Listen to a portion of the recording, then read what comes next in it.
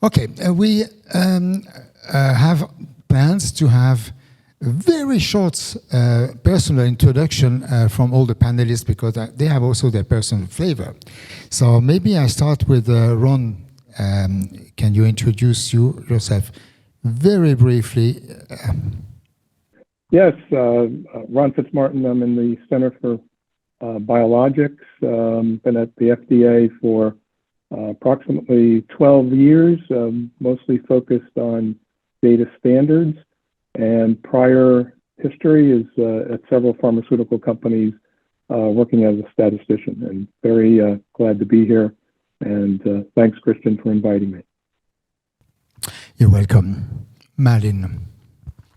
Thank you, Christian. So my name is Malin Fladvad, and I'm working at the Uppsala Monitoring Center, which is a WHO collaborating center for international drug monitoring, meaning that we are operating the program regarding global pharmacovigilance. So we host that database, and we work a lot with promoting and helping countries globally with pharmacovigilance. My role there is really to kind of keep track of the drug data. So I'm working with our global dictionary, and then since, I don't know, 2013, I think, I started to engage with IDMP because we could see very early on that that is very important for pharmacovigilance, to have better data. So that's what I'm doing. Thanks. Thank you. Sonia? Hi, my name is Sonia McHugh. I work at the HPRA as a IT project manager. I have, in my career, worked in the finance and tech industries as an IT project manager. Thanks. Thank you. Isabel?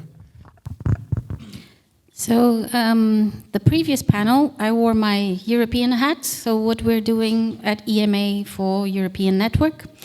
Here I'm wearing another set of hats. How are we using that towards a global implementation? So I'm participate with Malin and Ron in the GIDWIC that are pilots trying to implement this pharmaceutical product identifiers. I participate as well in the IPRP, same usual faces. It's a small world, even though it's global. And as part of the EMA team, we also provide contribution to consultation papers for ICH, for discussion topics, always exploring the multiple opportunities that IDMP brings. So now I'm wearing that second hat. Thank you. Yeah. Good morning. My name is Frits Stulp. Like Christian said, I am a teammate in Citadel, which is the very catchy abbreviation for Call to Action Delivering Health Literacy. Our third member, Veda Perkins, came up with that, and then it always works. It is an exciting place to be in. It's a not-for-profit organization, so we do it on the side. And we are very focused on, can we help in making sure that these standards are actually adopted in a similar, harmonized, identical way? Because even though standard might also insinuate that already, it doesn't always totally happen like that. And then, of course, looking at the promotion, looking at the training in these various areas to make that more possible. Now, I do have a bit of a longer history as well, not as long as some, with IDMP, having been involved with also the EU SRS project, together with the colleagues from MEB, having done the original business case to the heads of the Medicines Agency, which was important discussions. But next to that, also quite involved in the IRIS Forum, which the IDMP topic group is held every month as a connection point between regulators, industry, but also software vendors. Because actually that's often a dimension we forget as soon as software vendors actually get on board and take some of these opportunities of standardized data, APIs, other ways of exploiting that in proper ways, then actually you do accelerate the adoption and the innovation. So I think those are really interesting areas to be involved, and on a daily basis, I work as a partner in Deloitte, leading the life sciences healthcare practice there. Thank you, Christine. Thank you, Fritz. Sorry, he was longer. I told him it should be concise. Now I want to ask them all, but in a sequence, to say a few words about the impact of UNICOM in their perspective, I mean, in their environments. The reason why I'm asking that, for instance, Ron Fitzmartin, he's in the US. Does he know UNICOM? Did he participate in something in UNICOM? I suppose yes. So that's interesting for you to hear because it gives an idea of the outreach of UNICOM. So maybe, Ron, we start with you. I look behind me, but I have another screen in front of me, actually. Sure. Thanks, Christian. Well, to the UNICOM, the FDA is quite large, well over 5,000, probably closer to 8,000 people around the world and in the various locations. So UNICOM has been known to certainly a handful of people at the agency for a number of years. And I think from looking at its impact, I think its impact has been very positive for FDA and the people who work in the area of IDMP standards every day, because a number of the findings that the UNICOM research came up with kind of mirrored the work that we've been doing in the global IDMP working group. So there was a confirmation of sorts of things that needed to be addressed in the various standards. So I think overall, it was very positive, and certainly the transatlantic collaboration that FDA and others had with UNICOM was very positive because we learned, and it's very important to hear about regional implementations, not only global implementation. Thanks, Christian. Thank you, Ron. I pass the microphone virtually to Malin, who has no microphone.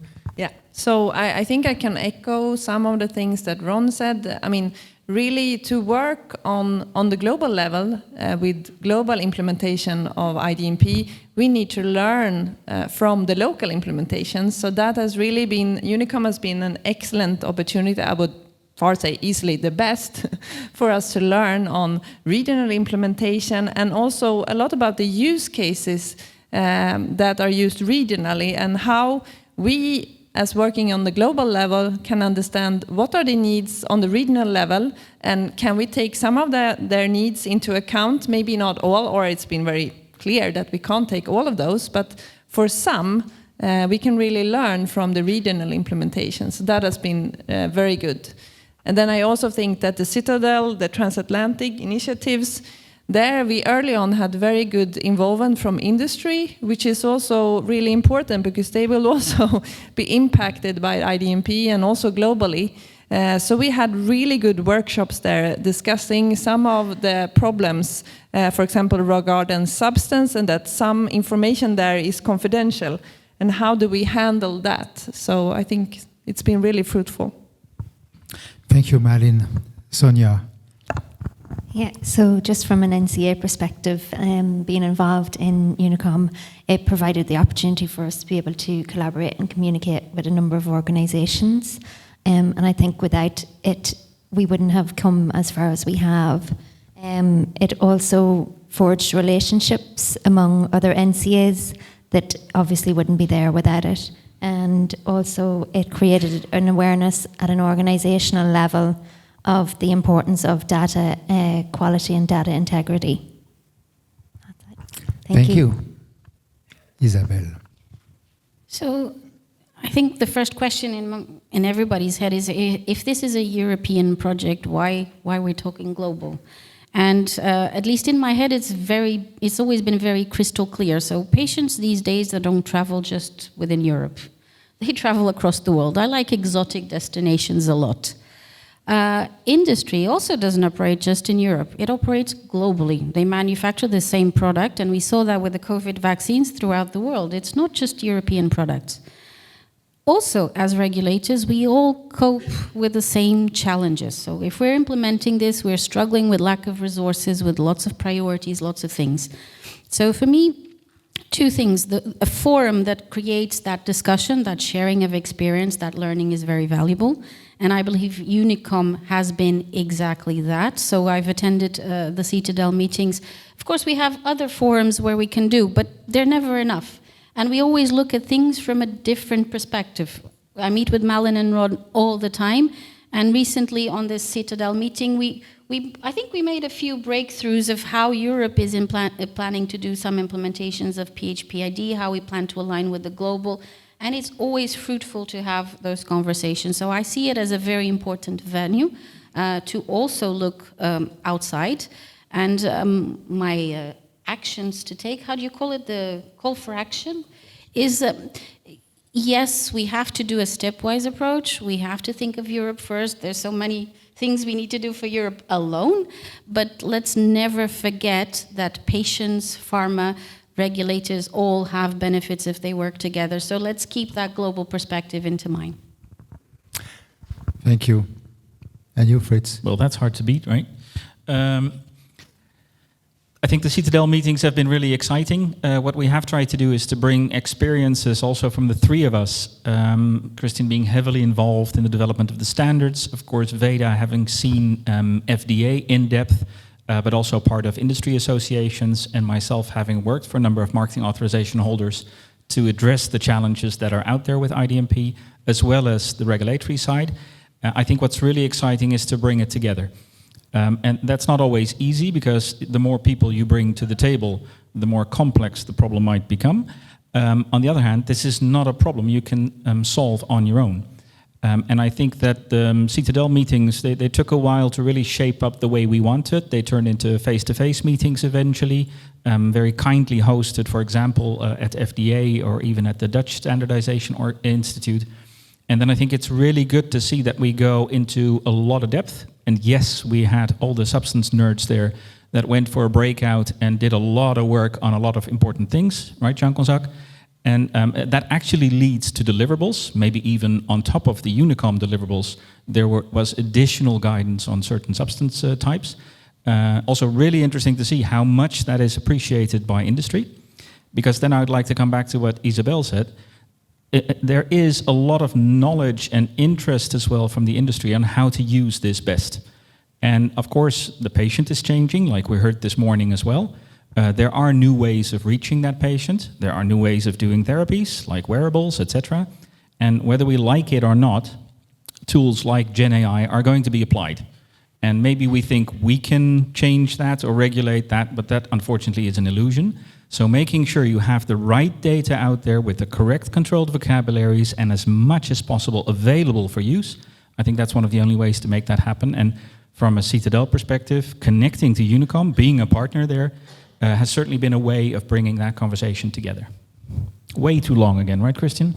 No, that was okay. You're going to send me away early, I know it. No, that's okay. I want to just raise your attention to one of the panel outside this room. It's the panel from CEN TC251.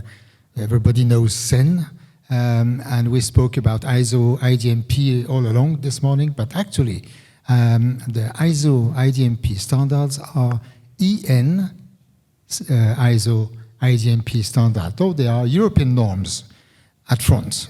And this is important because, as we know in this room, probably we know all, we implement European norms in Europe.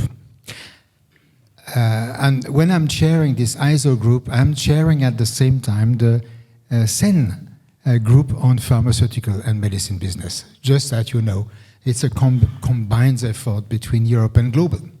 I think this is interesting to know because certainly some puristic person might think we are going the wrong way with IDMP, and I think we are going the right way.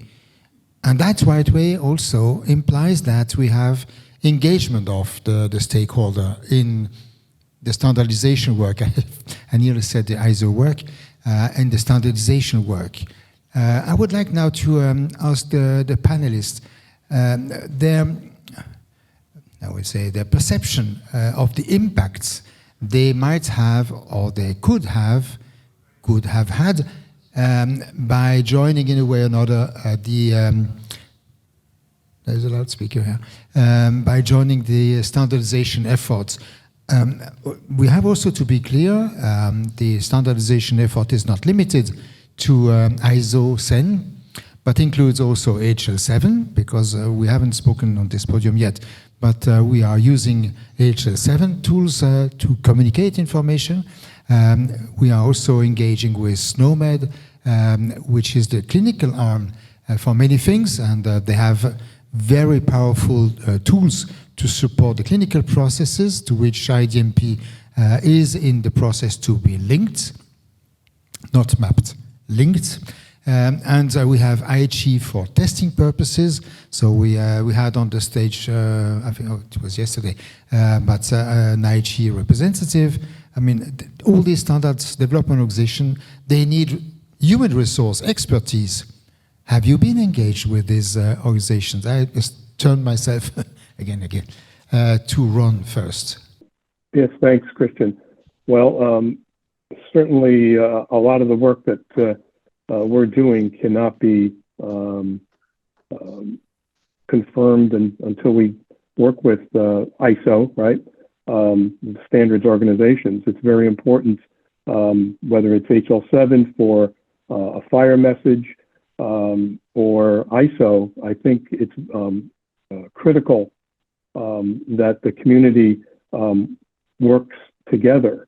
It's very interesting that people have said to me in a critical fashion that there's so much overlap in organizations, entities that are working on IDMP standards. And many of you on the stage and in the audience, I think, know that that's certainly not true. There's many organizations that are going to be users of the standards. There's organizations such as ISO that curates the standards. And then there's the GIDWIG that's working to make them fit for global use. But then that research, that work feeds back to the community, to ISO. So there's organizations such as ICH, ICMRA, all interested in using global identifiers. But we need to get to that point where we can actually establish what those global identifiers are. So I think the standards organizations are critical, but then there's other entities that feed into making those standards fit for purpose. And we've come a long way with IDMP. Some people have gone back from the beginning, early days.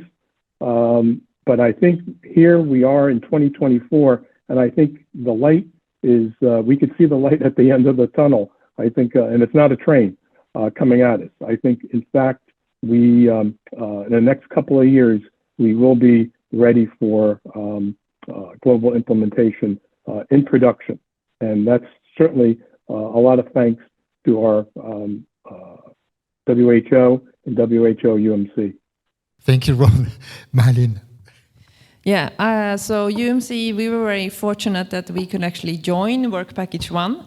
So there were many of the standardization organizations, and I think parts of what we have been doing with FIRE, for example, was really accelerated by having all the experts in that team. So that was really fruitful, and also we have had very good discussions, for example, regarding dose form and EDQM, and how do we actually dig into the detail of EDQM, making sure that it actually fit for purpose, both in Europe and also for using it on the global level. So that has been really good. And then we had, there were some also experts regarding substances in that group, where we worked on kind of looking into how could you use the different levels of substances. You know, I mean, if you're a chemist, I'm not, but you know that, for example, for a simple substance, you can have an active moiety and then you have a salt form. And then we had a lot of discussions on where are really the use cases for using one of these for a global PhPID, and also if you have a local PhPID. So I think that has also been very good discussions. So I'm really thankful for being part of Work Package 1. Thank you, Malin. I I can't resist. So I'm going to piggyback on discussions from yesterday and a call for action. Do we need more laws, no laws? And in a European setting, we can even discuss that. Do we need laws to enforce these things? In a global setting, I cannot tell Ron what's going to happen in US or Sweden or whatever. So I think standards are actually the glue that brings together the world, because we can all make a voluntary decision to adopt them, to align for a greater benefit. So I think it's a wonderful tool that we probably don't use enough. And again, I'm all for call for actions today. If in the healthcare domain, whether it's for e-prescription, whether it's regulatory, whether it's pharmacovigilance, cross-border, etc., whatever use case, if a key thing that glues things together is the medicinal product, and we have a standard for that, I think we can start to kind of slowly put out arms out there, spreading to other standards, or using that to bring together a lot of existing standards that we have out there. But I would like to re-emphasize the importance of standards in a global setting more than anything else. In European, we can even debate what we do, but at global, there's no body that can enforce it, but there's good practice, let's use it.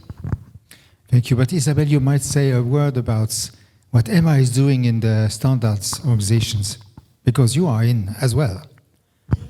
I've just been replaced by somebody who has more time, but so at EMA, of course, we've been great contributors of IDMP over the years. We have Panagiotis, who's our key expert, bringing HL7, ISO standards, SEN, all standards together, and is a keen advocate of IDMP being the glue, so I know he's well instructed.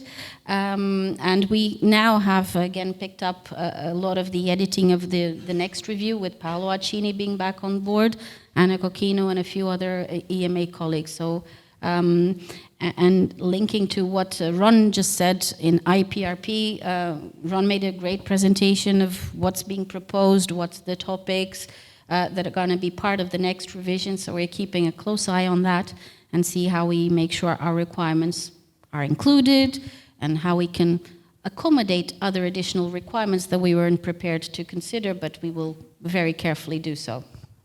Thank you. Maybe Sonia? Yeah, I would just reiterate what Isabella said, as in they're hugely important at a global level, and it helps having a universal language, essentially. That's all.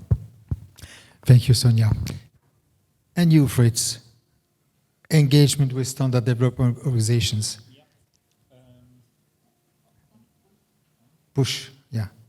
Yes? Am I working now? Yeah. So from my perspective, as a consulting firm, we also decided at some point to invest in the development of the standards. So we put active people in there to co-write and support in some of those areas, because I think if you believe in this area, you should also invest in there. That was important. I also think that we should sometimes appreciate more the legwork that people have put in there, because we look at the standards sometimes and then might still find a few issues or have critiques, but have we sometimes realized how hard it has been to describe these things as standards, how much work has gone in there from very intelligent people. And I think I've said it many times, because when I talk to industry, I always get the question, when do I have to do this? Well, the legislation passed already, but when will EMA force me to do this? Okay. And I think often we forget that if these standards were just out there, they weren't mentioned in any legislation, and actually nobody's going to chase you, enforce you, or mandate you, or fine you, would you not just for those, 250 euros that you pay for this set of 5 standards, wouldn't you just apply it in your company or in your business or in your healthcare environment? And to me, it doesn't make sense that we so often have these discussions about mandatory character, while in fact these standards give you a lot of benefits. There are so many use cases coming up right now, and I think that's what's really exciting about this time. Yeah, thank you. The standards are indeed on the license, IP protected. It is the business model of ISO at the moment, and it costs a little bit more than what you said, but doesn't really matter when you think at the investments for an implementation such as IDMP. I suppose not so many people in the room is aware about the size of this IDMP standards. May I ask to raise your hand if you have read them? Okay, very limited number of people. Now, for the others, that they are not disappointed. There are 9 standards, 5 real standards and 4 technical specification, and one of the specification is just 1,100 pages. So it's awfully technical, and you only read that when you need it. You need that to implement that. So it's not something to put on your desk for the afternoon when you want to have a nap. No, that will not work that way. It's a huge piece of work. As Fritz and the colleagues have said, developing all these standards is a huge work. And I just spoke about the ISO standards and not the HL7 part of that, because HL7 is a very important part to make it work. So the quantity of documentation to digest is just astronomical. We heard a couple of things about GIDIWG, Global IDMP Working Group, GIDIWG. What perhaps not so many people have in mind is that GIDIWG has started its activities at the same time as UNICOM. It was the fall 2019. The angle of view was a bit different in a sense that UNICOM, we had first to understand where we are. I have to pay a tribute to Carl Strootman here, because he challenged me to start in Work Package 1 with a gap analysis. The gap analysis still exists, and it is the source of a number of, I would say, clarification and maintenance projects for the standards. And we have worked on that. And many other activities, of course, occurred during UNICOM, but for the standard domain, that's the important one. If I look at GIDIWG, it's a bit different. You are addressing a couple of pilots. Maybe, Malin, you can say a few words on that? Yeah, so like you said, it kind of started off in an ISO meeting. We were discussing the PhPIDs, and Ron actually sent me a text and said, shouldn't we really try this for real? And I'm just, yeah, let's do it. So then we started off in 2020. We were having some smaller data sets from just 2 countries, and we're starting to pilot to see how can we do this on a global level. And then a bit later we formed GIDIWG, and we said, okay, let's do this for real. So then we collected data from 3 European countries, and then later on we have also been working with both Brazil, Health Canada, Switzerland, and now lately Saudi Arabia has also joined. So now we have been piloting, I don't know how many pilots we've been running, but now we're in kind of a testing phase where we're trying to test out that all the business rules that we have created, that they are working. And I would say that we have very good results. As Ron said, we are getting closer to actually have real global identifiers, so both on the PhPID level and the global substance level, because to create a PhPID, we really need a unique identification for the global substance. So that's where we are today. Thank you for that addition. I think it's important. UNICOM along its journey provided education offers, various education offers. Luc has shown at some points how many people joined the Work Package 1 Committee of Expertise, but we had many other education offers. My question would be now to the panel, starting with Ron again. Did you make use of it? And if you made use of it, did you spread out that this education offer did exist?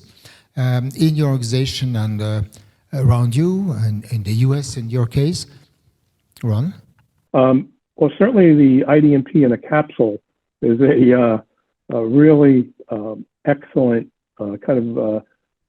gives you in a very simple manner what IDMP is all about. So certainly have used that to explain to folks within FDA, within my group, of what IDMP is about. So I think the educational offerings and the videos have been very helpful for not only for you guys in Europe, but also for rest of the world as well. So thank you. Thank you. Would you like to add something, Malin, on your point of view? Yeah, I think one of the really good things with IDP in Capsule is that it's now being translated to many different languages. And I think, that's really what we need, because, this document, I see it as an inspiration, trying to understand what IDMP is and what could it be. There are many countries globally that are interested in this, but there is very little education material about IDMP. And as we said before, reading the standards, that's very hard work. So we need something more lightweight, and I think really IDMP in Capsule is a great start. But I will also promote the community expertise. I hope that they will continue to be available. There's quite many of them recorded, and they are good value, but I think we can promote them more. Some of the first ones may be a little bit, irrelevant now, but there's really good content there, and I know there's a lot of people from UMC that listening to many of those. Thank you. Sonia? Just from an NCA perspective, we had in WP 3 and 4, we had knowledge sharing workshops. So I found those very useful. And considering that I'm quite new to the organisation, they were what I used to understand IDMP implementation at an organisational level. Thanks. Thank you. Yeah. So I'm going to do a little bit of a mea culpa, and I knew this was coming. So as you know, EMA hasn't been formally involved in UNICOM, so I haven't personally read the IDMP in a capsule. I have read the standards, though this big. And I took already a note to action. So I think in the interest of the common goals that we're pursuing, I think we do need to amplify those messages. So I think it's for the wider benefit, and I took already an action to see if we can use our channels like the Network Training Center to make sure that information reaches the NCAs. And I, of course, have a vested interest in that because it's less questions for us. So I do appreciate the work that UNICOM has done. And doing that mea culpa, I promise to try to rectify it as soon as possible. Thank you. So now I can welcome Georgos. So you will try to catch up, Georgos. Welcome on the stage. Maybe you say, can you brief? It's okay. Can you say 2 words about you, who you are? Good morning, everybody. I'm very excited to be here today. Actually, I'm the latecomer every time, everywhere, every day. Now, I'm Yorgos Georgianakis. I'm leading the IT unit of DigiSante, with quite some activities on the digital front with regards to public health. And I have been working for many years with national competent authorities on health and technology, also with EMA. And I have a vested interest to seeing the use of standards and the evolution of standards and the take-up of standards, so that what we can do is that we can have really interconnected systems and can avoid duplication of efforts and duplication of expenditure. Thank you. Keep the microphone for a while. It was your turn, Fritz, about education. Thank you. Maybe it sounds weird, but I actually think that the IDMP standards are exciting. And very often I do try in the sessions that we have here or there to actually bring the message across and still keep it exciting. I didn't make a comic book about it yet, but it's still early, right? I think substances as a core part of that. I did a lot of work with people like Herman Diederik from the MEB team, and of course people like that, they really love to go into some of the details. but you also come out of the rabbit hole again at some point. But I think if we really help people in understanding the use cases, and I think IDMP in a capsule does a lot there, and you then still show why do you go to that level of detail, because you do need to validate things at a certain level of depth. There is a difference between this vaccine and that vaccine, so it is really important to basically have control over that level. I think then you put a landscape out there where it is way easier to understand the value of it. So I think it's exciting. Also, as Citadel, as a partner of UNICOM, we've done our efforts to put a few trainings out there, and I think it's an area where we can still do a lot. Thank you. You know, it's not only about education, but it is also about this common understanding and the common harmonized implementation of the standards. And we have, thank you to one of our colleagues here, the example of the COVID vaccine, the mRNA, which got a pharmaceutical dose form in the US, which was not the same as in the UK, which was not the same as at European Medicine Agency. And it was exactly the same product. And that shows the level of details in which we have to enter, because if we don't describe the product, the pharmaceutical product, on the same way, we will have a different pharmaceutical product identifier, and that will be more complicated if still possible to have, you know, the understanding of what happens on the market, including pharmacovigilance, etc. So it goes a bit in your direction, actually. We are not talking about Stone Age, not 300 years ago. We are talking about 3 years ago. 3 years ago, and IDMP was already there. We made, I wouldn't say a mistake, but we made different interpretation of the standard, which could have led to different conclusion after, and that is really something we have in mind when we do speak about implementation altogether. I would like to ask if there is a question in the room. Mr. Fontaine has a question. Hello, so Jean-Jacques Fontaine. I'm here in the frame of ISO, working on 11238 standards, so the substance standard and the implementation guideline 19844. But I am also from GSK in Belgium, so working not very far away from here. From this education aspect, I think it's important to understand that, yes, there is a lot out there. And in some way, the standards are very detailed with a lot of information, but at the same way, it's not enough. The reason is, as you really said, it's difficult to grasp, to come in. And as a consequence, what's happening on the industry side, which is unfortunately not part of UNICOM, I mean, FPI is not part of UNICOM, but what is happening on the industry side is that since 10 years, even more, 13 years now, there is the so-called industry IDMP roundtable. And the last one was yesterday and the day before, this week, in Sanofi, hosted by Sanofi in Paris, and was gathering 50, I think. We were 50 different pharma companies in either connected or on-site in Paris. Why we have this kind of forum internally to the industry, which is, so no vendor, no authority, is really just industry, pre-competitive landscape, and no, really just on the topic of IDMP, is because of that complexity. I mean, me at GSK, we are working on IDMP since 2015, so I have quite some level of expertise, and that's why I'm also contributing to the ISO standard. But some of my colleagues, much more smaller, like small biotechs, if you think BioNTech a few years ago, they were very far away from any commercial product. So all these aspects were far away from them. Today, they are much more close to that, and they joined the roundtable, I think it was 18 months ago. So, you know, this complexity is making IDMP difficult to implement. And again, you said, Fritz, sometimes industry is waiting when EMA is going to mandate or when FDA is going to mandate. It's not so much that we don't want to implement it as industry, it's more that it's complex, the change management is very important, and so, you know, we have a situation today that is working, and so it's difficult to go away from that with not significant incentive. So of course there is value in doing that for us internally, what we call value-bound compliance. But at the same time, you know, when you see the mammoth in front of you, you need to understand how to slice it into digestible pieces.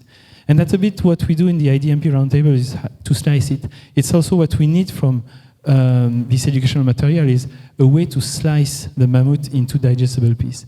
And also, to refer to what you said, Malin, around the complexity on substance, when we want to describe, I mean, chemicals, it's easy. Even if you're not chemist, it's easy. If you go for more biological substances, more biological substances like vaccines, like advanced therapies, like blood products and so on, the way to describe the substance is much more complex.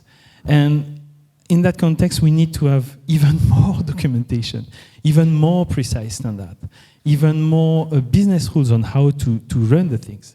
And that's what we are doing. And in fact, that's a bit the discussion we had last week in the frame of Working Group 6 meeting in London around the revision of 11238 and 19844.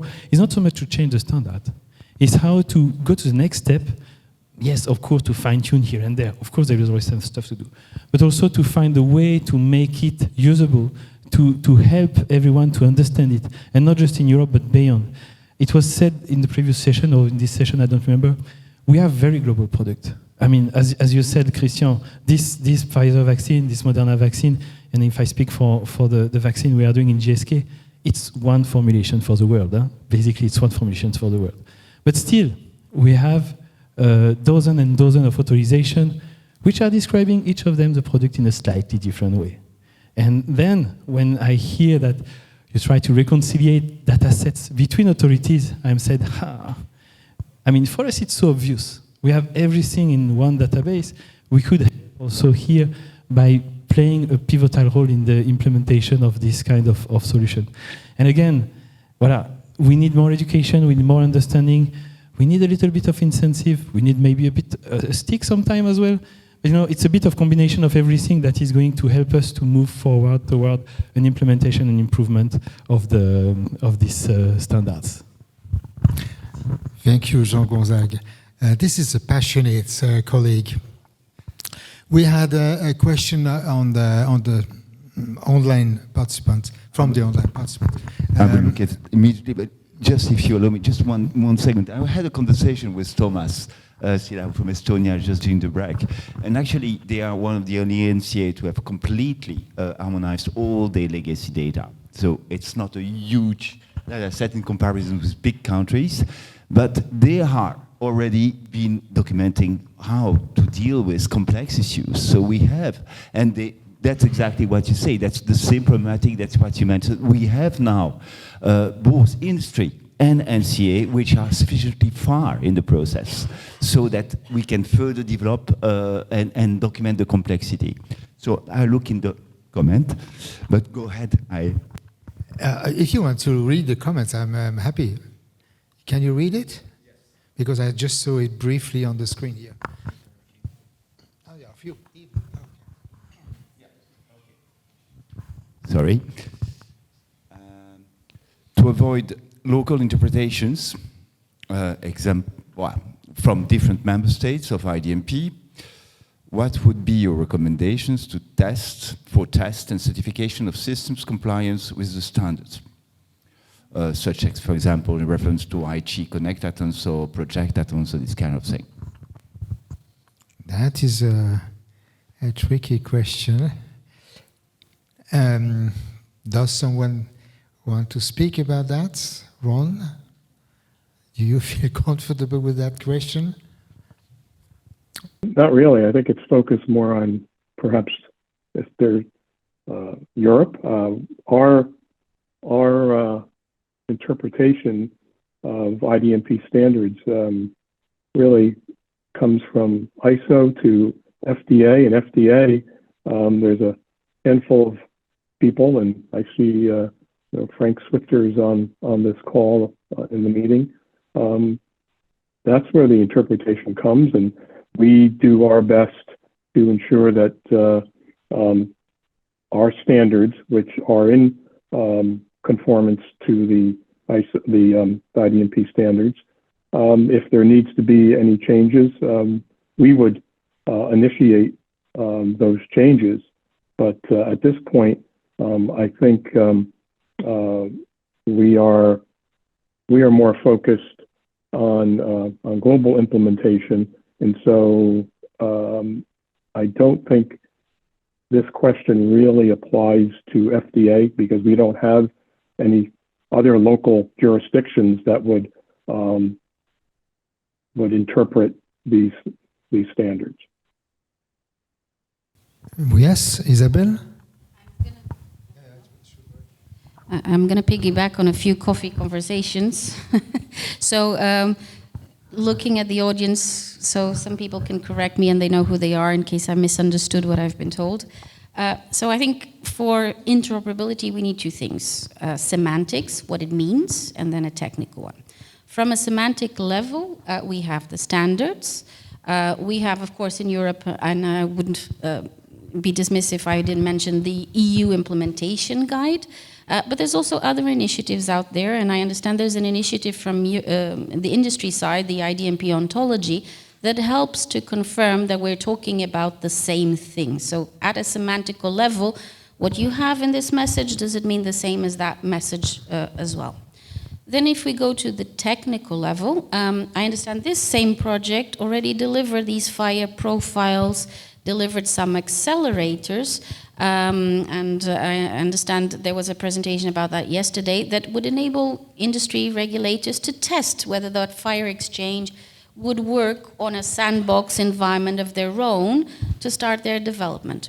Then comes EMA to a degree. We are going to use those fire messages, at least in Europe, for a given use case, for the exchange of application forms, future for the exchange of EPIs. We're using a fire infrastructure. And we do need to build an environment of sorts before we allow you to start writing into our databases for you to practice. That's not there, but it's in the pipeline that before we give you right capabilities, for sure you would do some testing in a controlled environment, and then we start using into a production. So I think there's a few stepping stones, if you want, for the journey that would connect it together. I think we just need to create a wider visibility of how to use these different things and what the purpose is that they serve. Because there's not one tool that serves everything. We need a combination of them, or probably to go through all the stepping stones to get to the end of the other side of the river. I think... Can I add? I want to add something first. Okay, yeah, I will be very quick. I can be sometimes. Yesterday I spoke about the single source of truth, which is not the correct term, and I have been corrected afterwards. The single source of truth is not the term corresponding to what I mean. What I mean is the common denominator. There must be one organization somewhere legitimate to provide the common denominator, and then the local implementation, which might diverge the one from the other one, because the devil is hidden in the details in the IDMP implementation. They can be linked together with this common denominator. And Malin will perhaps tell us something about the common denominator at some point. Well, first, Jorgos, then, and last will be Malin. Okay, thanks a lot. Actually, I was about to touch one aspect of the common denominator. Yes, semantics is the key of understanding, but there is also another key indeed, which is the identification. We need to have a common mechanism of the identification so that even if we don't understand what we're talking about and we don't have the full picture of what we're talking about, we know that this is something unique. And there is technology to provide for this uniqueness in a way that it will be persistent for the long term, even if these things, these products, if you like, will never see reality, will never come to the reality. So I think it's not only to use a common language that is understood by all, but also to have a common identifier, a common model of identifier and unique identifiers in the end. And this is part of standardization and agreements indeed. I wanted also to go one step further, that supposedly that we have in place everything that is the semantic aspect in order to have the understanding. We have the technology in order to have to be able to work. We have, if you like, reference implementations or implementations and test beds where things can happen. Are we there? No, we're not there, because we're talking about different speeds in the different players. And for these different speeds, I think that we need to have onboarding approaches, be it regulators, be it small companies, be it whoever participates. I'm not seeing only one on the domain, be it EMA, be it ourselves, because ourselves in Santé, we also have systems that really use these things. If we wanted to deliver cross-border healthcare, and we have such systems, we depend heavily on that. So we are in the same domain and the same playground that everybody here is. And we need to see about the onboarding, an onboarding plan, and also we need to have something that I would call maturity model, because on the basis of the maturity model, then we can say that participants, organizations that are at the level 1, they can do up to this. At level 2, you can do up to this, etc., etc. I have seen this with the cross-border healthcare. We have been doing this. It takes years, but also it creates a level playing field at each level that would allow for up to a certain level of integration, up to a certain level of common understanding and working together. Thank you. Thank you, Jorgos. Who is the next talking here? He was asking. Thank you. I just wanted to add on to the ontology conversation. As Citadel, we're part of the executive advisory board of the ontology project as part of the Pistoia Alliance. And sometimes you might think, I even think that sometimes, wow, there are a lot of initiatives that are all trying to do somewhat similar things. That must be a bad thing. Actually, it's not a bad thing. It is interesting to see from different perspectives people still wanting to build on these same standards.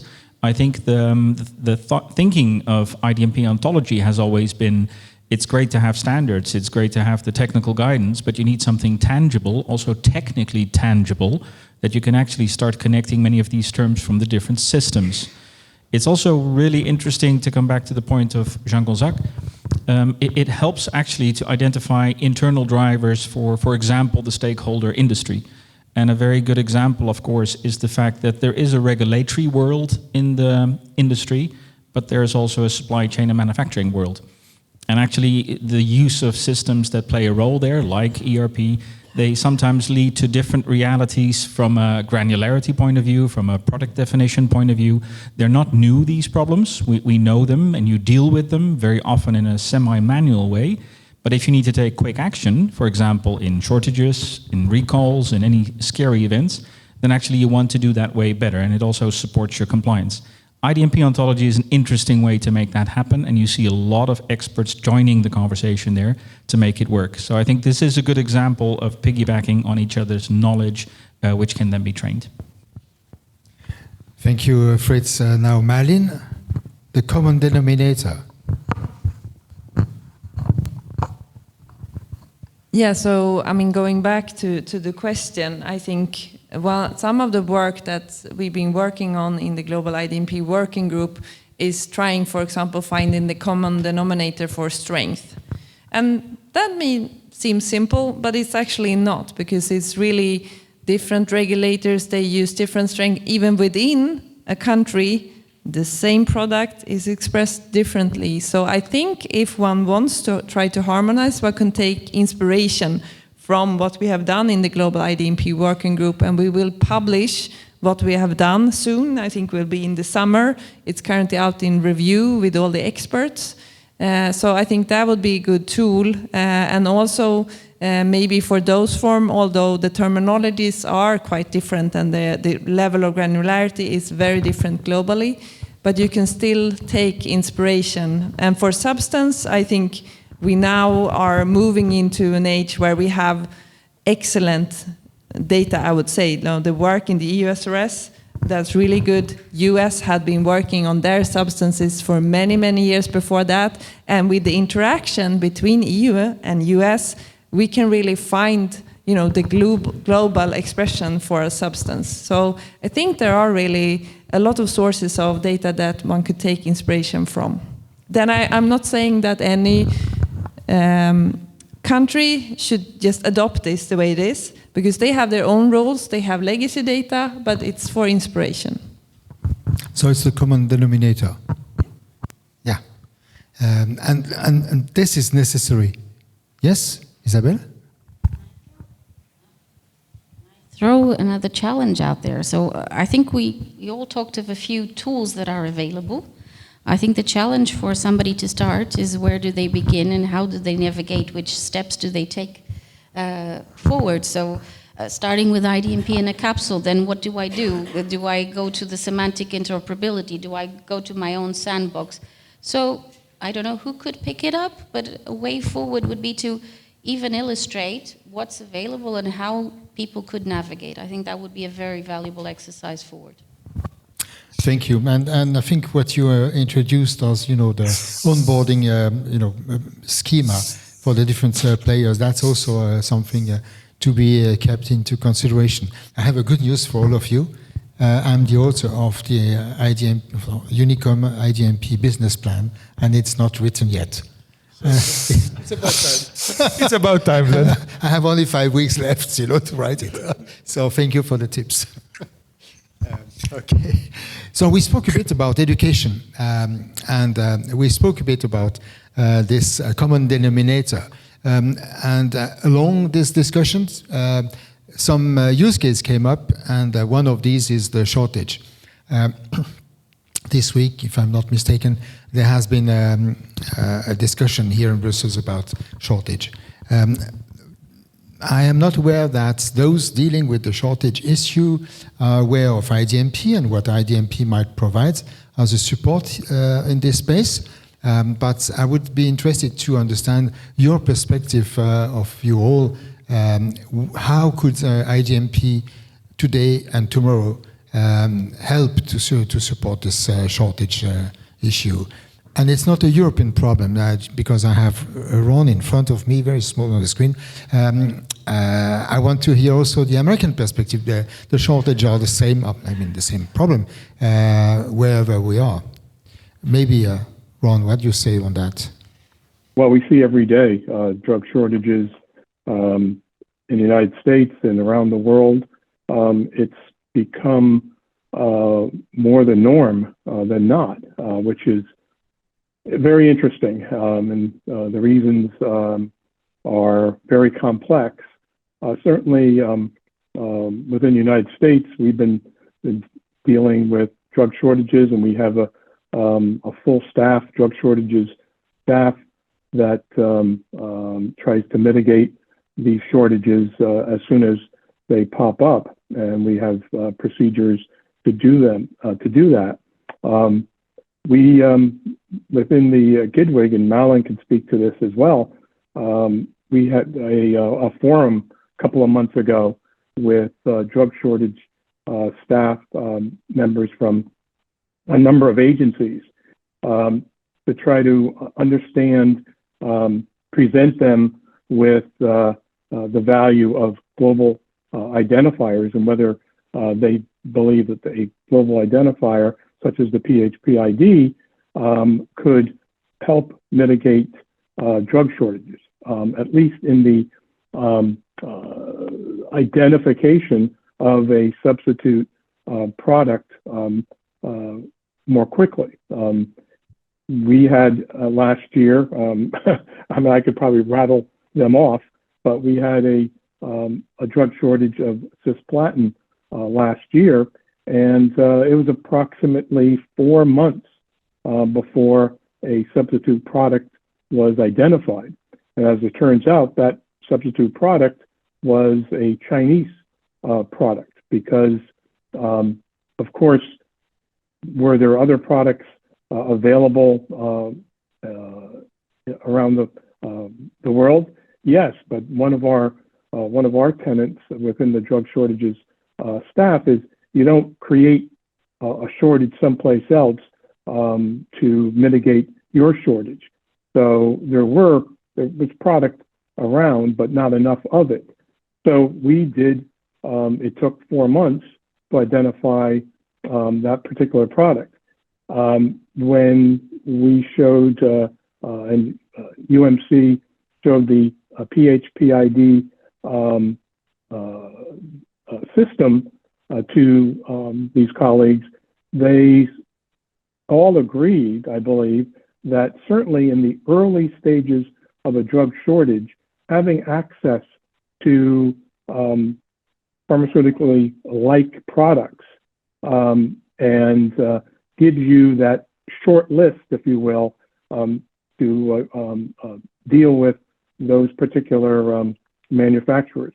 So I think it's really we're at the point where we definitely need to go into implementation, because whether it's pharmacovigilance, drug shortage, these identifiers are going to be very, very valuable for global public health. Thanks, Christian.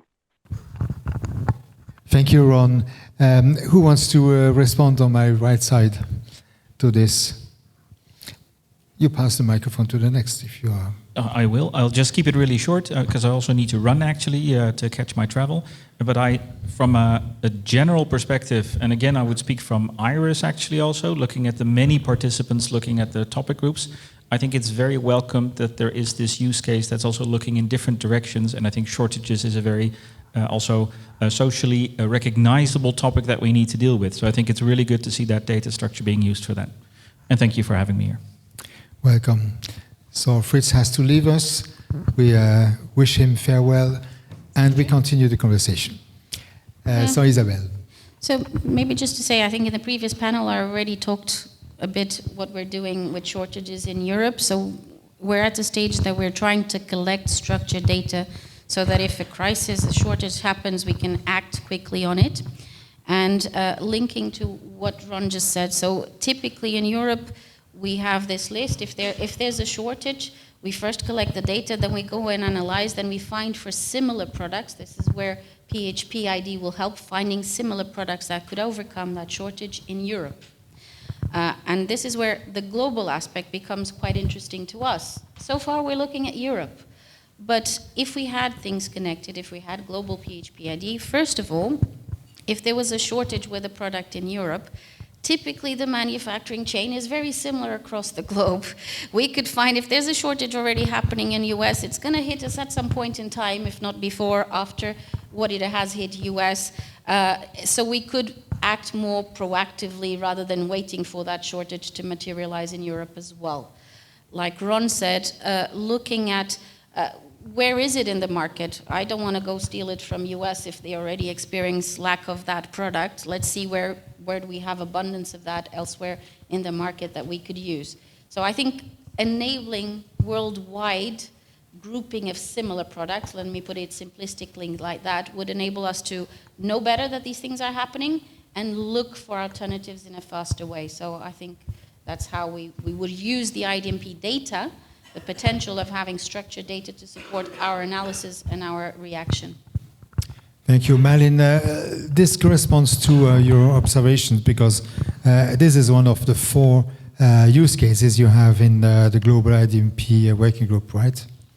Yes, exactly. And since we are now connecting, when we're gathering the data, we are connecting the PhPID that we're creating to the global dictionary that we already have for pharmacovigilance. So that will really enable what Isabel's saying. And I'm just hoping that there are other regions out there that will work on similar databases Isabel described, where you also have information on the manufacturer and on the packaging, because that would really enable these processes to speed up, which is important. So, yeah, and marketing status, of course.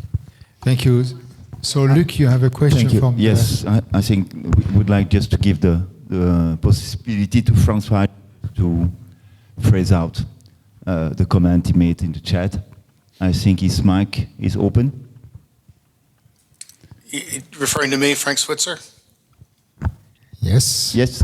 Yes, hi. So I just wanted to remind people that if you're looking at trying to implement the IDMP substances, we do have tools available that are open source, and particularly there's an instance of our GSRS software that is on Precision FDA that you can get a free account and try it.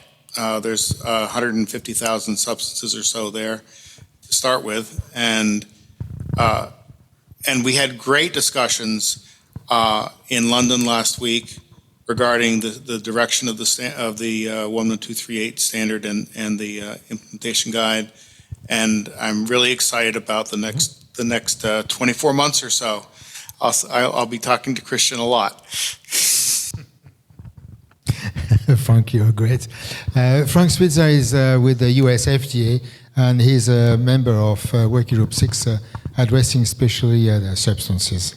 Jean Gonzague is leading that effort. Yes, indeed. Thank you. And thank you, Frank, for indeed, we had a nice discussion last week in London. On the use case, because to build on what has been said around supply chain and so on, in fact, that's where the driver also for industry, to find answers that are not obvious and where a product definition is important. And typically on that aspect, we developed, I see Raphael in the room, the IDMP ontology with Pistoia, which is a tool, we were speaking about a tool earlier, a tool to try to help industry to answer such questions.